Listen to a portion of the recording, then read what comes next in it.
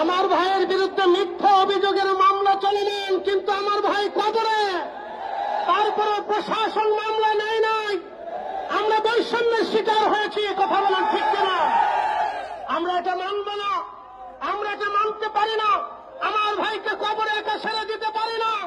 আমার ভাইয়ের বিচারের জন্য যতদিন প্রয়োজন আমরা ততদিন মাঠে কাজ করতে প্রস্তুত আছি, কথা বলার ঠিক কিনা?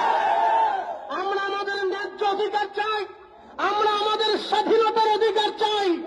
আমার ভাইয়ের রক্ত আমরা বৃথা যেতে দেব না। আমার ভাইকে নির্মমভাবে হত্যা করা হয়েছে, তাকে পানি চুকুন পর্যন্ত দেওয়া হয় নাই, তাকে পানি চুকুন দেওয়া পর্যন্ত দেওয়া হয় নাই, তাকে চিকিৎসা দেওয়া হয় নাই।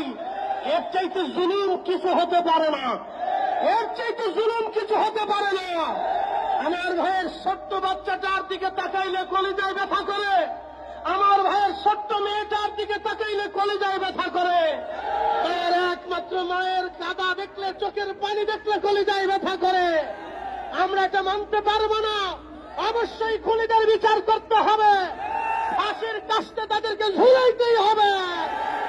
ফাঁসির কাস্টে না ঝুলানো পর্যন্ত আমরা রাজপথ ছাড়বো না, ঠিক কিনা?